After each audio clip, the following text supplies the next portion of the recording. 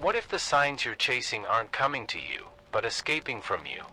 What if every coincidence you've ever begged for was blocked by the part of you terrified of what the truth would reveal?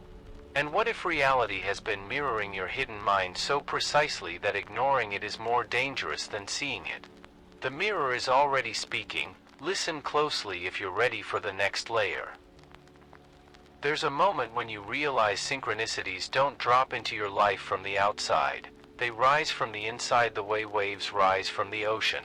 Events begin arranging themselves with such precision that the separation between inner and outer starts to dissolve. A quiet intention forms within you, and without effort, the world bends around it as if responding to a signal you didn't know you were sending. You watch conversations line up, opportunities appear, and timing synchronize with your emotional state.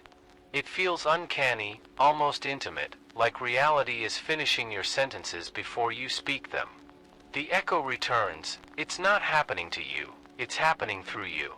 This is where discomfort appears, because the mind hates the idea that it isn't the architect of everything it experiences. It prefers the illusion of control, even if that control is exhausting and ineffective. But synchronicity exposes a deeper intelligence. Moments flow when your internal state becomes coherent, not when your thoughts become perfect. If your mind is noisy, the world feels chaotic. If your mind settles, life aligns. It's the same principle you see in relationships, creativity, even luck. Coherence magnetizes alignment. Consider how decisions feel different when you're internally scattered versus internally centered. When scattered, every choice feels forced, rushed, or suspiciously heavy. But when your inner state is aligned, even difficult decisions unfold with a strange sense of ease and inevitability. You walk into the right room, say the right phrase, meet the right person, not because you planned it, but because something inside you was already pointed in that direction. Life responds to coherence the way a mirror responds to light. The clearer the source, the clearer the reflection. This is where synchronicity stops feeling mystical and starts feeling natural, like an ecosystem responding to the conditions within it. Your emotions, intentions, and subtle expectations form the weather system of your reality. When the inner climate is turbulent, signs scatter and distort. When the inner climate steadies, signs align. It's not magic, it's resonance. And resonance is what makes patterns cluster around you when you're present enough to notice them. A small teaser for later. You'll soon see why time itself begins to bend the moment your inner alignment deepens. So the question becomes, how much of your life changes when you treat synchronicities as feedback rather than miracles? Every meaningful coincidence becomes a mirror showing what your inner state is broadcasting. Every alignment becomes confirmation of coherence. And every misalignment becomes a quiet invitation to adjust your internal compass. Synchronicity isn't a message delivered to you from elsewhere, it's a message delivered from you to yourself. If this lands, share the insight so it anchors more deeply. Meaning becomes the real compass the moment you stop obsessing over statistical odds, because probability can't explain why certain moments strike your awareness with surgical precision. Two events may be mathematically insignificant yet emotionally undeniable, carrying a weight that logic alone can't hold. It's the meaning that hits you, the timing, the symbolism, the relevance you didn't consciously seek. You feel it in your chest before you ever understand it with your mind. That felt sense is the signature of synchronicity, not the numerical likelihood. Meaning, not math, is what rearranges your world. The tension appears when the rational mind tries to dismiss these moments as chance, even though the emotional impact refuses to cooperate. You've had experiences that statistics can't touch, dreams that answered questions before you asked them, encounters that solved problems you hadn't voiced yet. The mind calls it coincidence, but your intuition shakes its head quietly. It knows when something is too precise to ignore. The disbelief comes from habit, not truth. The echo whispers again, pay attention to meaning. Try noticing how your body responds in these moments, because meaning is physiological before it becomes conceptual. A sudden pull in the chest, a sense of déjà vu, a tingling awareness that something significant is unfolding. These are not fantasies, they're signals, the same biological cues your ancestors relied on long before language existed. If the universe spoke in math, only mathematicians would feel guided, yet everyone can sense a synchronicity. Meaning is an equalizer, a universal language. It lands in the body first and the story second. Here comes your micro-practice, simple but profound. For a single breath, pause when something catches your attention unexpectedly. Let the breath finish without forcing interpretation, analysis, or judgment. Notice the shift, the pull, the subtle resonance, the quiet curiosity. This moment of stillness allows meaning to rise without being strangled by thought. Probability collapses, significance becomes visible. When you start living this way, synchronicities stop feeling like rare anomalies and begin feeling like glimpses into the architecture of reality. It becomes obvious that life isn't throwing random events at you, it's weaving meaning in real time. What seemed improbable now feels intentional, elegant, almost artistic. You begin trusting the invisible structure beneath experience, the coherence behind the chaos. The world feels less like a sequence of accidents and more like a message unfolding. And the open question lingers: if meaning is the true law, what else in your life is quietly waiting to align once you finally notice it? Whenever you chase a sign, something inside tightens, as if awareness contracts around the desire to control what should arrive freely. The seeker self begins scanning the world like a spotlight, hunting for patterns instead of receiving them. But in that effort, your field of perception narrows, and the subtle cues slip through the cracks. Synchronicity requires spaciousness, not strain, yet chasing compresses your awareness into a tunnel. It blocks the very thing it hopes to catch, like squeezing water with a closed fist. The echo returns, grasping distorts the signal. There's a deeper contradiction. The moment you want a sign too much, you stop being able to see it. Desire becomes noise, drowning the quiet hum where synchronicity lives. You begin interpreting everything with desperate meaning rather than genuine resonance. A number on a license plate feels forced, a random word feels like wishful thinking. Your mind fabricates significance to soothe its tension instead of allowing true alignment to unfold. Chasing creates illusions, release reveals truth. This is why the universe seems to go silent when you're anxious, impatient, or emotionally tangled. Not because life withdraws, but because your inner turbulence scrambles the signal like static on a radio. Synchronicities are subtle, they require inner coherence to be felt. Trying to force them is like yelling at the wind to blow in your direction. You become too loud internally to hear anything meaningful. The silence isn't punishment, it's feedback. Think of the seeker self as a layer of tension wrapped around your awareness, always insisting that meaning must arrive on command. It believes that searching equals control and that control equals safety. But synchronicity arises from the parts of you untouched by tension, the quiet strata beneath thought where intuition breathes. When the seeker dissolves, perception widens and meaning flows in without resistance.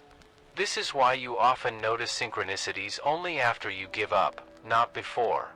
Alignment happens when effort stops performing. So the real question becomes, who's doing the chasing? The deeper intelligence within you isn't desperate, impatient, or grasping. Those belong to the surface mind. Synchronicity appears when that deeper layer takes the lead, when awareness softens enough for reality to reflect your inner state clearly. The seeker self blocks what it seeks because it operates from separation, not unity. And the unsettling open loop emerges. If you stop chasing, who exactly is left to receive what arrives? There's a quiet shock that comes with real synchronicity, because it doesn't make you feel chosen, it makes you feel exposed. Instead of inflating the ego with stories of specialness, it dissolves the very part of you that wants to feel special. A true meaningful coincidence doesn't whisper, "You are important," but rather, "You are not who you think you are." It humbles the identity that's been carefully constructed through fear, validation, and comparison. The ego wants confirmation, synchronicity offers revelation. And revelation rarely flatters. You can feel the difference instantly. Ego-generated signs feel like fantasies wearing symbolism as decoration.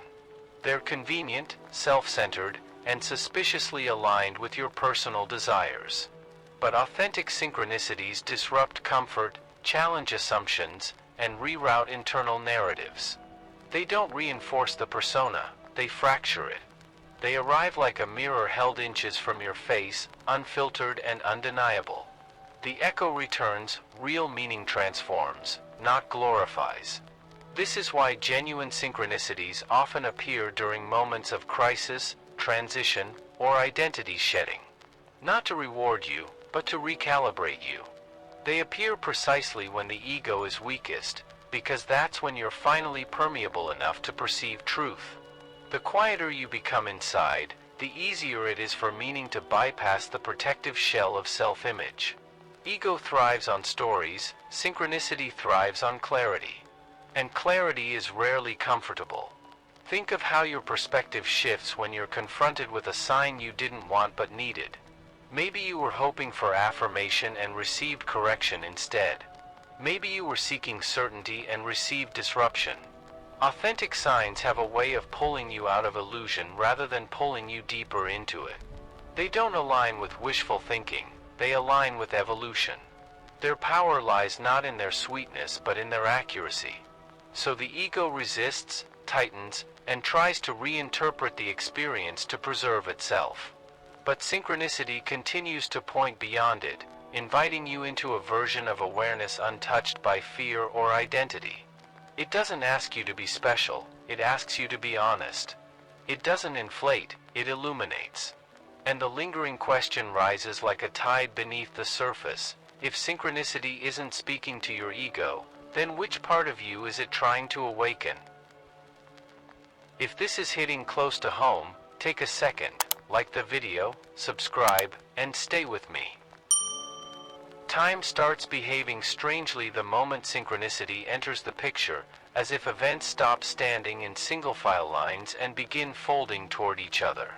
A memory resurfaces minutes before its real-world counterpart appears, or a dream anticipates a conversation you haven't had yet.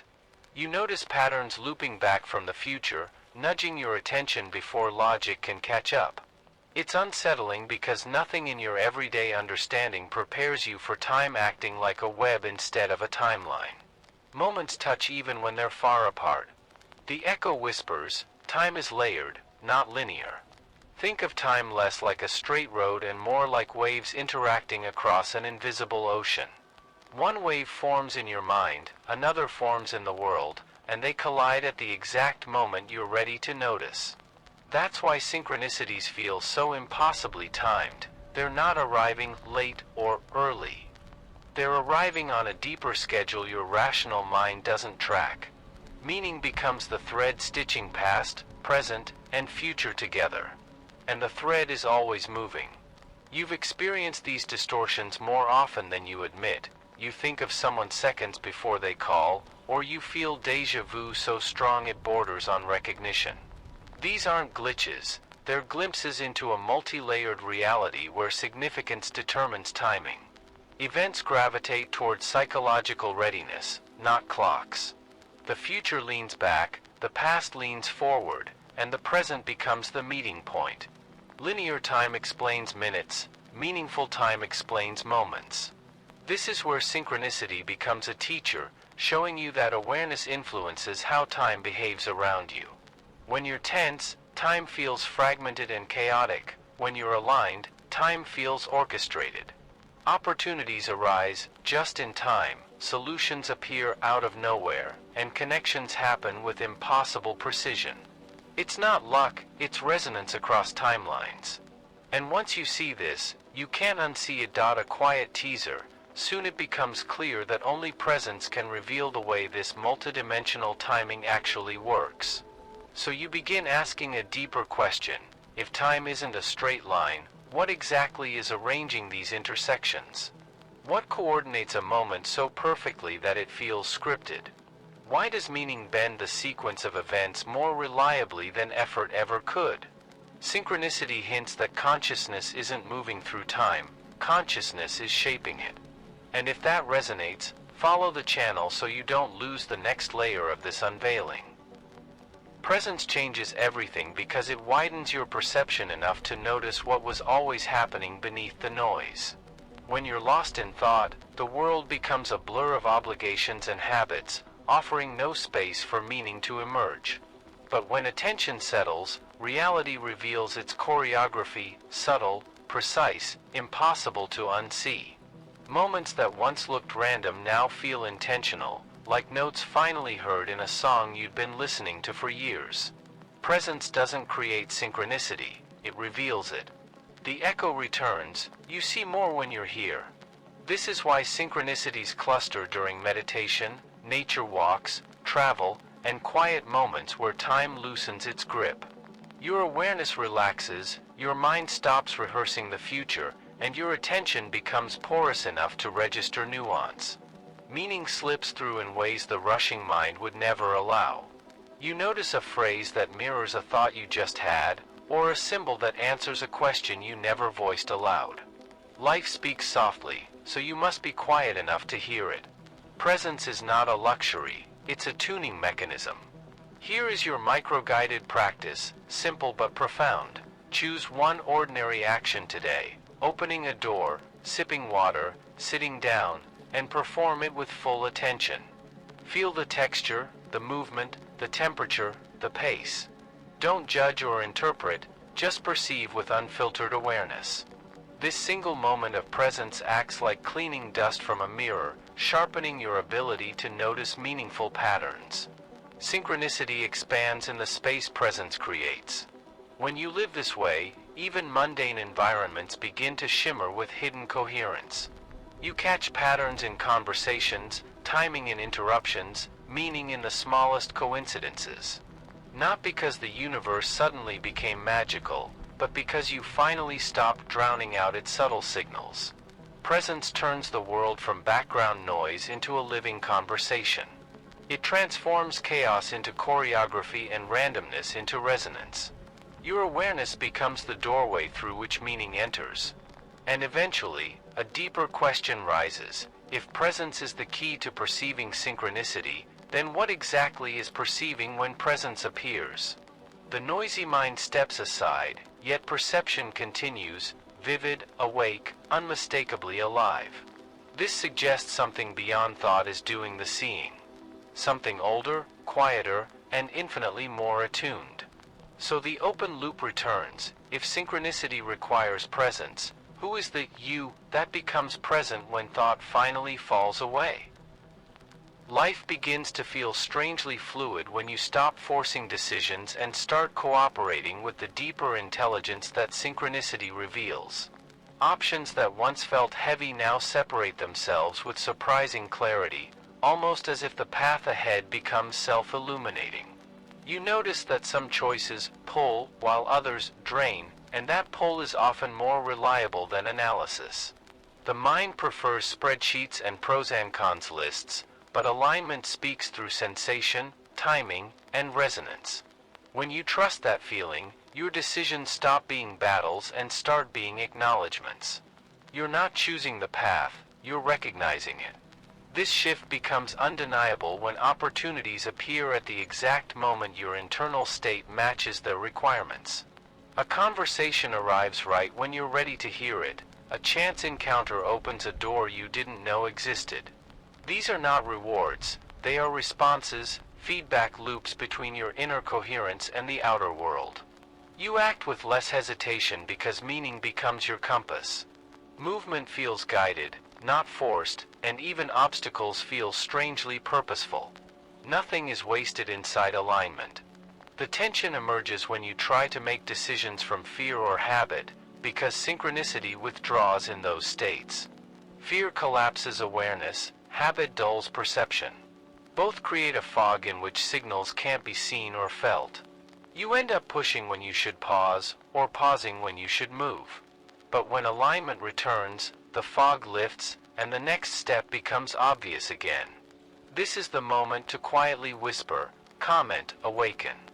As this new way of navigating life deepens, action stops being a struggle and becomes a kind of partnership with reality. You move when timing opens, not when anxiety demands motion. You listen for resonance instead of forcing outcomes, trusting that coherence creates its own momentum. Your decisions become more accurate because they're rooted in truth rather than urgency. You begin to sense that life is conspiring with you, not testing you. The collaboration becomes unmistakable. And eventually, a question surfaces that changes everything. What if synchronicity isn't guiding isolated decisions, but shaping the entire architecture of your path? What if the right people, ideas, challenges, and timing have always been assembling themselves around your state of consciousness? This flips the script. You're not navigating life, life is navigating through you. Meaning becomes the conductor, and you become the instrument. Which leads to the final open loop before the closing topic. If synchronicity shapes your path, what does that imply about the boundary between you and the world itself?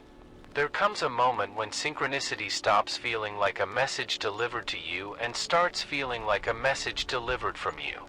The separation you once assumed, me here, universe out there, begins to wobble under the weight of too many perfect alignments. Reality feels less like an environment and more like an extension of your own interior landscape. Thoughts ripple outward, events ripple inward, and the line between them thins until it's hard to tell where one begins. Synchronicity becomes the bridge between inner and outer, but also the proof that the bridge was imaginary. The echo returns, you are the pattern recognizing itself.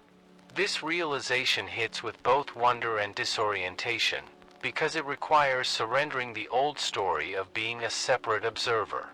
You notice how your internal shifts immediately reflect in the world, not metaphorically but functionally. A change in belief alters the opportunities you perceive, a change in emotional tone reshapes the timing of events. The universe seems to respond as if made of the same substance you're made of, awareness woven into form. It's no longer life sending you signs, but life mirroring the architecture of your consciousness. The mirror was always there, you're only now learning to see it. Think of how mirrors behave. They don't invent images, they reveal them. In the same way, synchronicities don't dictate your path, they reveal the deeper structure of who you already are. The world becomes a feedback system for your most hidden beliefs, longings, fears, and potentials. Every alignment becomes confirmation of coherence, every disruption becomes a teacher of truth. This is why synchronicities feel intimate. They're expressions of your interior projected onto the canvas of experience. The boundary dissolves because it was never real. This insight transforms how you exist in the world, not as a separate actor navigating an external maze, but as a field of consciousness interacting with itself through symbols, timing, and meaning. You start noticing that your questions shape events, your emotional state shapes opportunities, your clarity shapes outcomes. You're not attracting or manifesting in the simplistic sense, you're resonating. And resonance makes the world move in rhythm with your inner state. Synchronicity stops being a surprise and becomes a language. A language spoken by the part of you untouched by thought. Eventually, the deepest question surfaces, the one everything has been pointing to. If the universe isn't separate from you, then who have you been talking to this entire time? If synchronicities are your own consciousness arranging reality from within, what else is possible when you stop resisting the truth of that connection? What happens when you live as the field, not the fragment? This is the threshold the entire journey has been leading you toward. And the open loop remains. If you are the one generating the signs, what exactly are you trying to tell yourself next? You've seen now that synchronicity isn't a gift handed down to you.